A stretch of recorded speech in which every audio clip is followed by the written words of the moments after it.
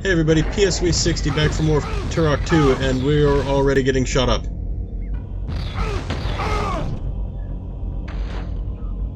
It's a fine hello to jump back into this.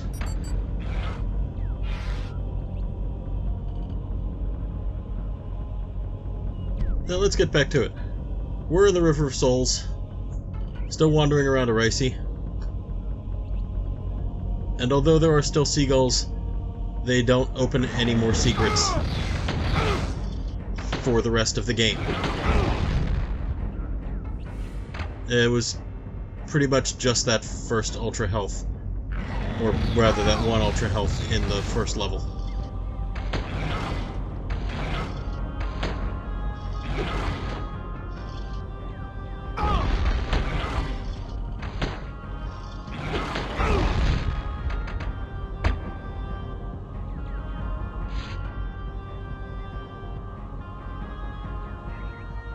Now, this level's quite a bit bigger than I remember it being. And I seem to be getting a little bit lost in here. Thankfully, like always, life forces can lead the way to a rather large open door and some fairly ornate architecture. As the raptors crow in the distance, before happily bounding towards me, as I thought I shot it in the head. We quickly realized I did not.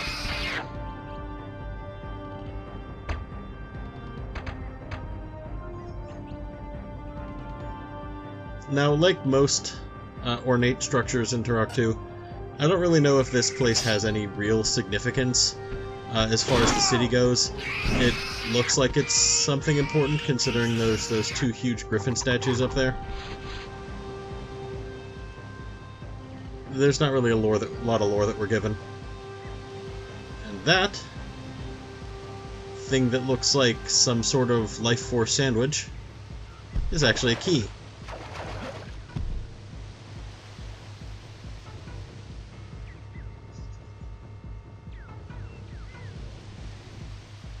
Can you guess how young I was when that still confused the hell out of me?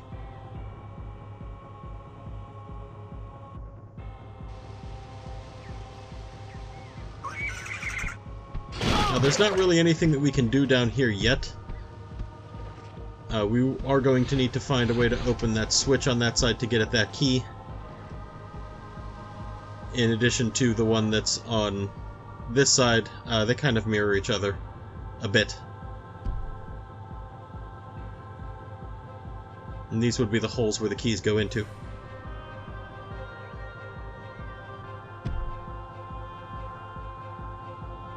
Turok 2 has a lot more in-level items than Turok 1 did. Turok 1 I don't think actually had any, now that I think about it. But Turok 2's got what more or less amounts to keys in each level. The first level they were for objectives, and subsequent levels they're quite literally keys. Got a full health in case we need it, and something shooting at us, which means that that switch that we hit opened this door. As I try to bob and weave towards him and fail miserably. But at least we get to meet a new enemy.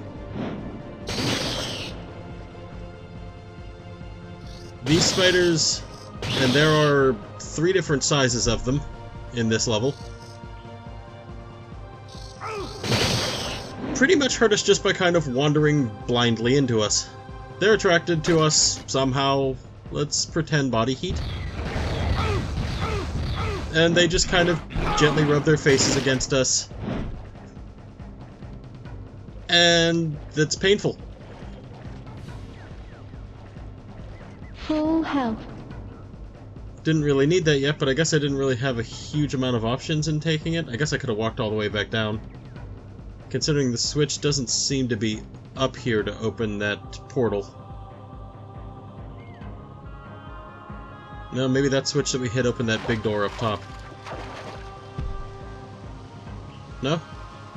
It opened up where these Life Force sandwiches are.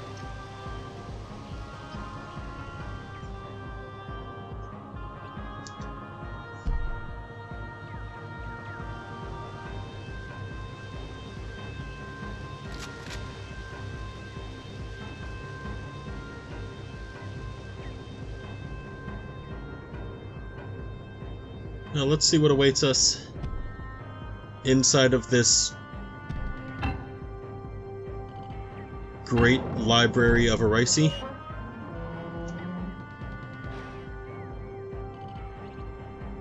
Some sort of ceremonial hall, at least.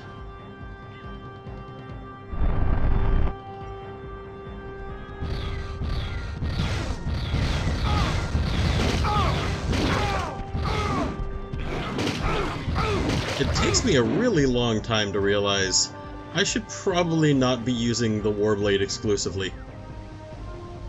I do want to show it off, as it's a really fun melee weapon to use.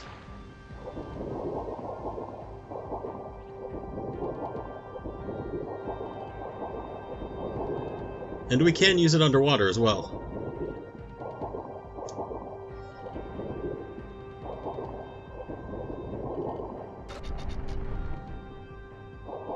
Sadly, there's no enemies in this area of the water, so it's kind of a moot point to show it off here, but that'll change pretty quickly.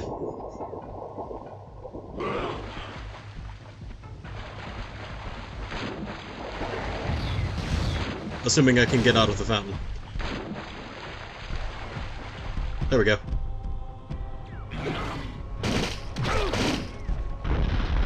Man, the Warblade is fantastic at taking things' heads off.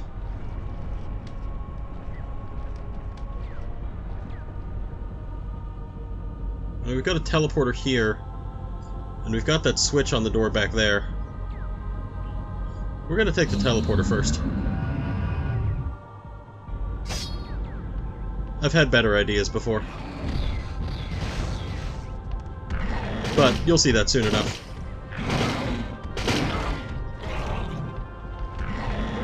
And that guy lost interest in us already. All he did was follow us not even quite around the corner and then just kind of gave up.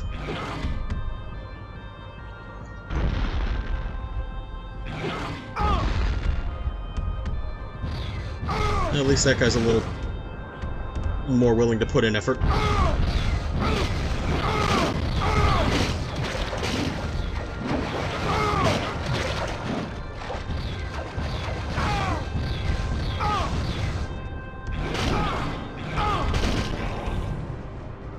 So that's about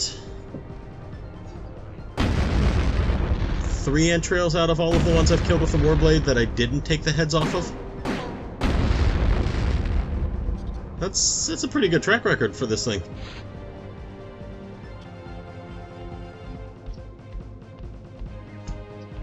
Now here is where the level starts to get confusing, as there are several different pathways, most of which lead to some vague form of progress. But even after playing this, I can't remember what is down which path.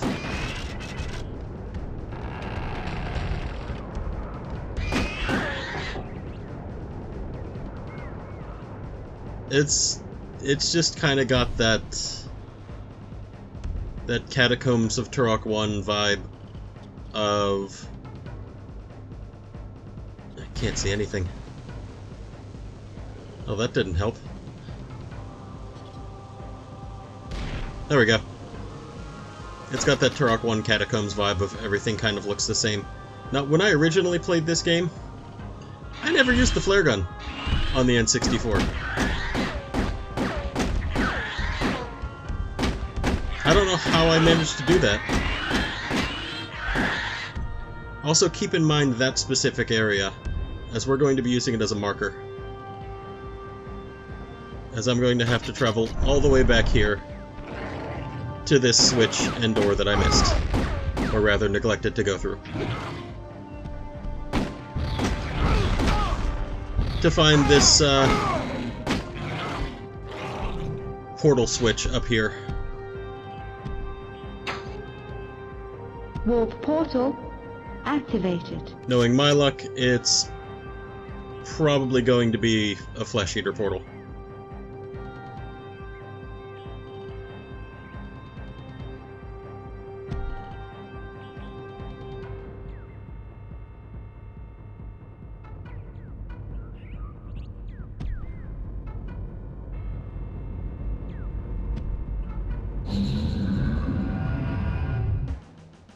Yep, Flesh Eaters. I'd kinda like to have more health, but we can make do, right?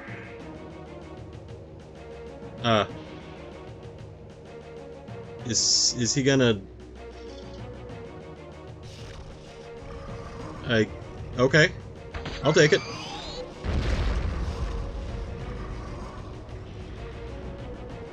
Probably one in the other direction, too.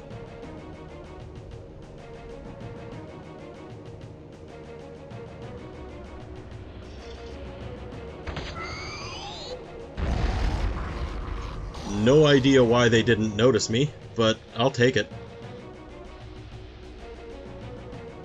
Nothing up there yet. So there's probably something up here. I'm guessing one on either side that opens that door. These Silent Hill style valves are apparently switches.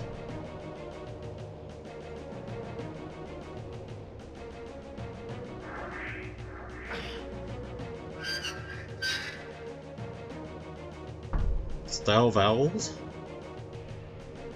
I know there were words there and I was trying to use them, but it just didn't happen. I guess that didn't open the door? Maybe I just need to get closer?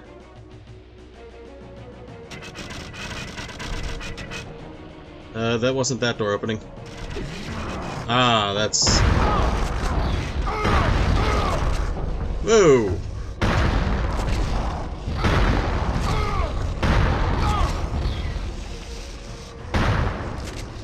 How much health do you guys have?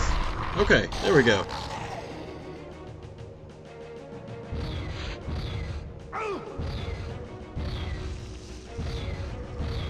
Your health is dangerously low. Just barely get out of range of that guy. Maybe we can make this guy explode like the other one did. Please stop that.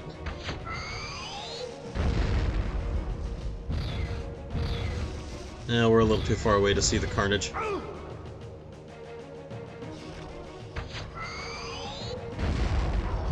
Enemies in Turok 2 will notice when you're got your sights trained on them, particularly while sniping. And even more particularly while they're getting their heads aimed at. And they will just kind of try to roll out of the way of whatever incoming shots you might be wanting to throw at them. It looks like taking out these four guys opened up that door. And I know what's in that door.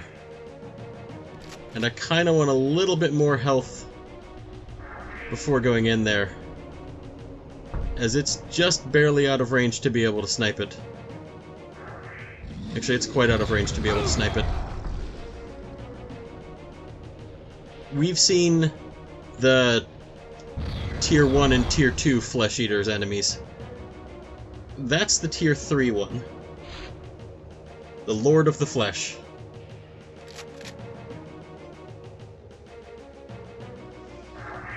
More health, more damage, shoots more stuff. The general kind of bigger, badder enemy. And 24 health is really nowhere near enough to try to take one of them on. Maybe I can get a little more? Well, that's... Alright, let's try this.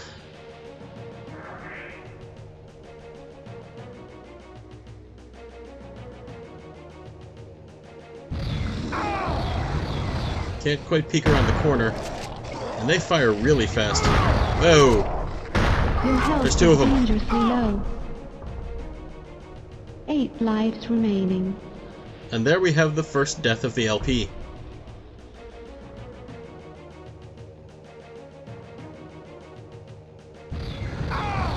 Now, considering it just restarts us back at the checkpoint with max health,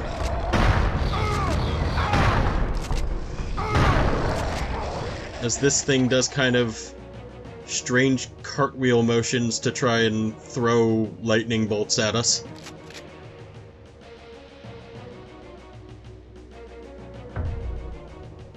Like he's sitting there going, I'm just going to keep doing this, and if you get in the way, it's your own fault. You have found part of the nuke weapon.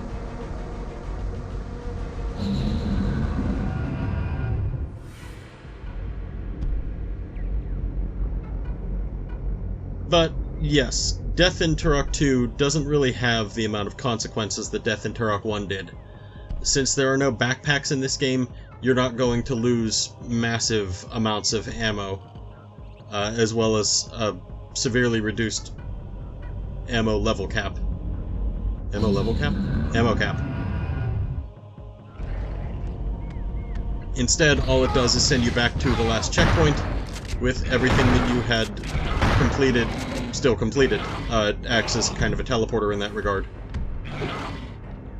You get your health bumped back up to 100. Your ammo doesn't change from where it was at, but that's not really a huge issue.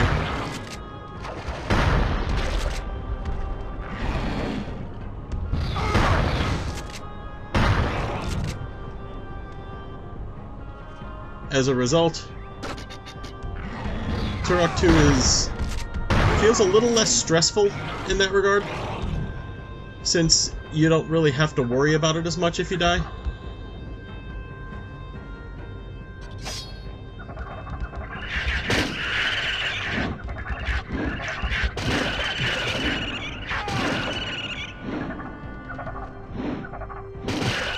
They are kind of cute.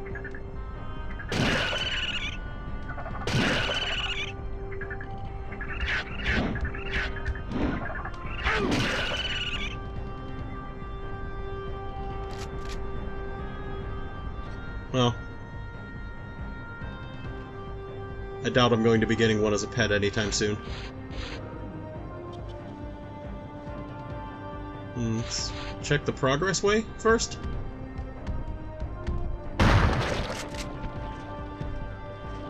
We'll come back to that.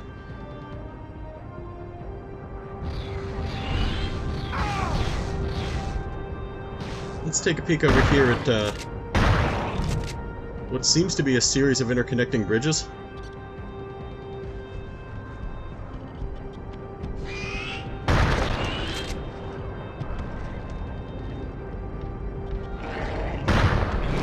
Yeah, there's at least 3 or 4 of them.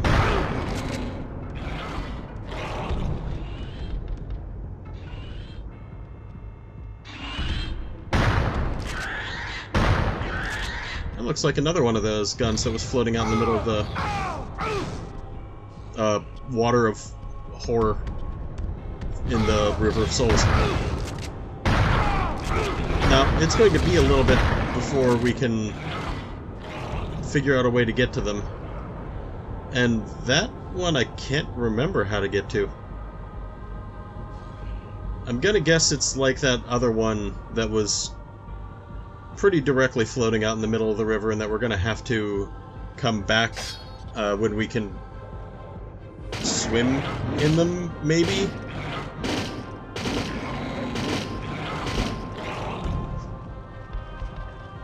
That looks new. Mag 60. That is new. This is the upgraded version of the pistol. It's kinda sorta similar to Turok 1's assault rifle in that it fires the same bullets in a 3-round burst. And like every other upgraded weapon, it's pretty good at taking out limbs. Now, to get back to what I was saying before, Adon had said that the energy totem had purified the river's putrid waters, and they flowed clean and pure for the first time, well, ever.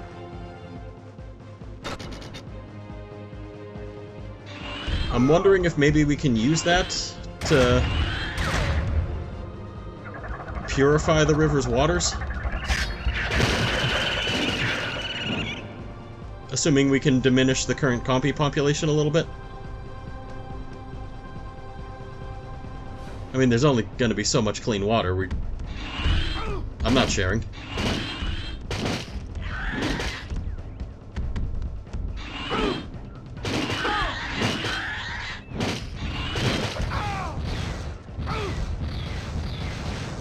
And we are now back at that area that I was saying to keep it in mind, where the two Raptoids jumped down from us, before I went back to go into that warp portal that I missed.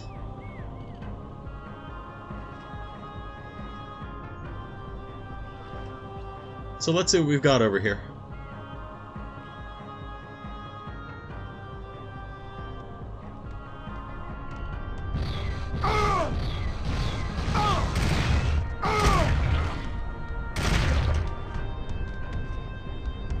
I love the Mag 60. It really tends to eat through ammo, though. Much more so than the assault rifle did, but considering that our max bullets are 50 instead of 200 in this one, it makes sense.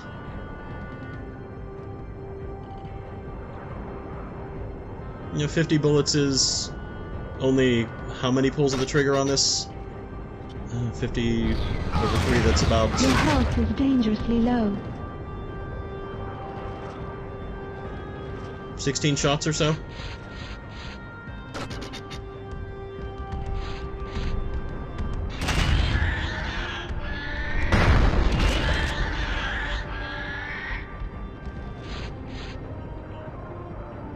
Where did you two come from? There's nowhere out here. Oh well. Let's see if we can figure out what that switch opened, shall we?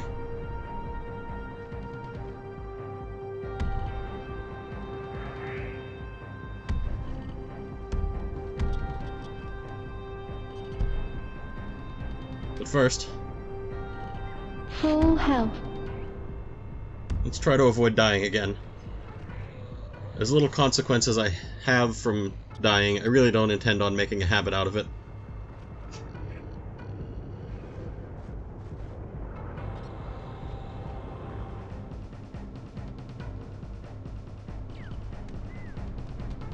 Back up here, where we killed that entrail, this large hallway, I guess, opened up.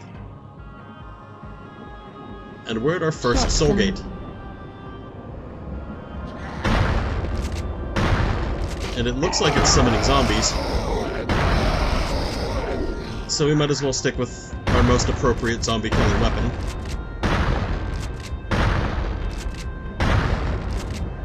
I mean, it's not like we've got a crowbar, so... Soul gate destroyed. There we go. And that's really all you need to do to take them out, is just... Cyber Demon style, shoot at it until it dies. Now, if you'll note the attacks that these zombies have, we've got kind of an odd way of neutering them. If we go into Turok's options menu and turn off the blood,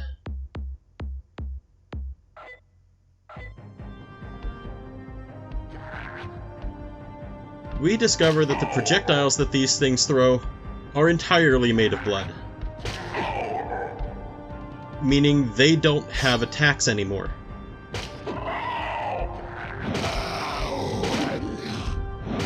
It's gonna make certain areas of the game a lot easier. Which is exactly why I'm not going to be using it.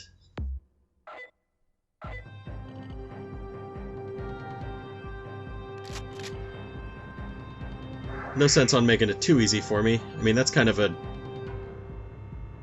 cheap way to do it anyway. Now, when we do take out the soul gates, it does give us a full health each time. It's not the most reliable of ways to get health, but it is kind of a nice little bonus for surviving the Soul Gate and the zombies that it summons.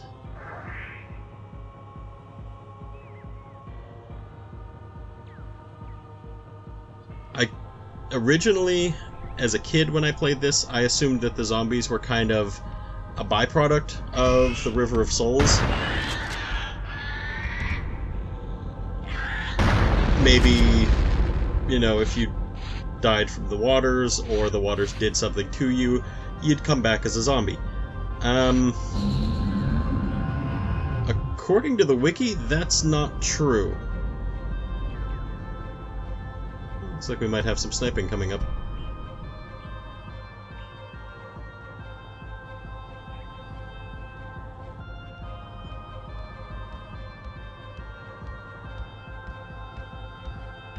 Eh. Well, never mind. Usually that marks the sniping section. Anyhow, according to the wiki, that's not where the zombies come from.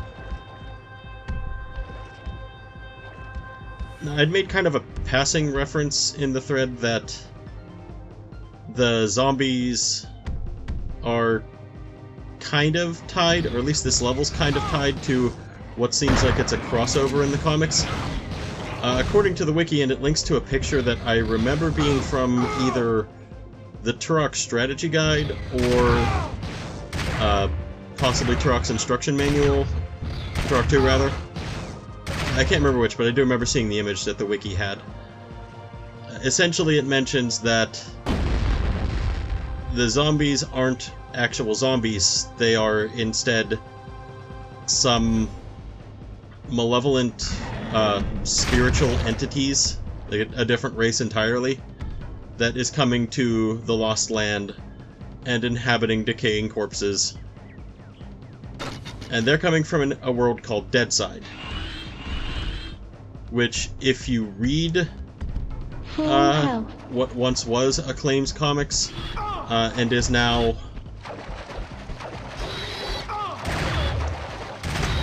Valiant, I think. It's a reference to the comic series Shadow Man, which also got its own game, and I never played it.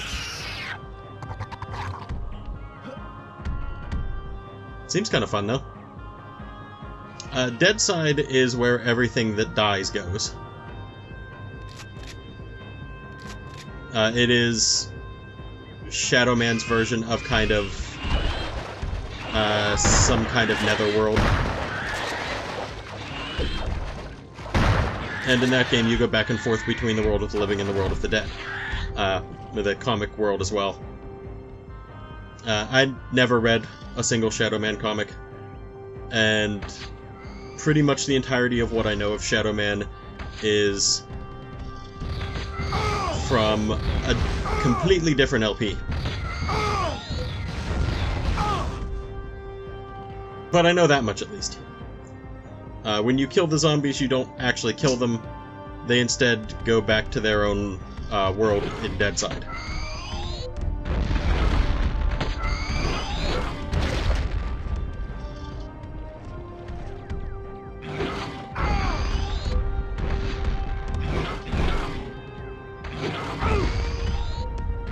There's something weird going on with these tech arrows. I've never had this happen, unless my memory is really awful. I never had the tech arrows just kind of miraculously phase through enemies in the environment sometimes. Now, I'm not emulating this. This is an actual N64 console, so I really have absolutely no idea why they're phasing through. I've got an entrail up there. It's just kind of weirding me out that it happens. It seems to only happen on entrails, too. Don't really know if there's any correlation there, but I guess I don't... Considering I don't know how to fix it, all I can really do is compensate for it.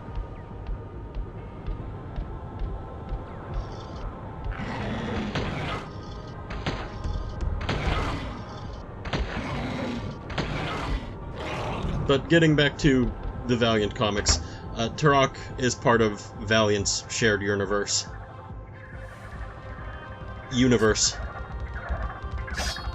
whatever. He's part of that universe with Shadow Man and another comic hero called Exo Man of War that, again, I didn't really read it, but I know he got his own video game. With it. There's a strange temporal copy. He got a video game, not his own video game, I'm sorry. He got his own, a game partnered with Iron Man for the PlayStation. I don't remember playing that ever as well, but I don't remember it being particularly good, from what I read of it.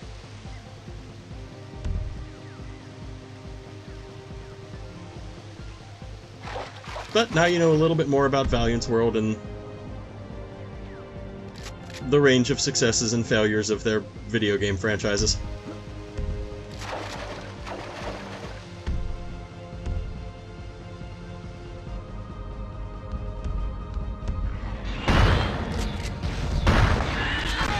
I've no doubt this enlightened you all greatly.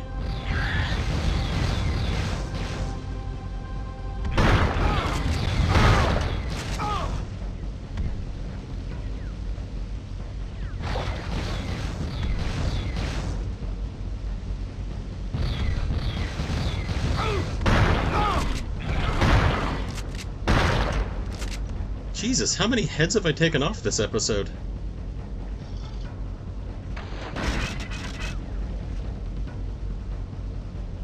I feel like I'm getting desensitized to it a little bit.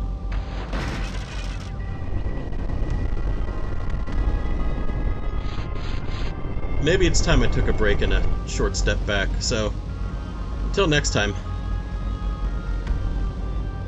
good hunting.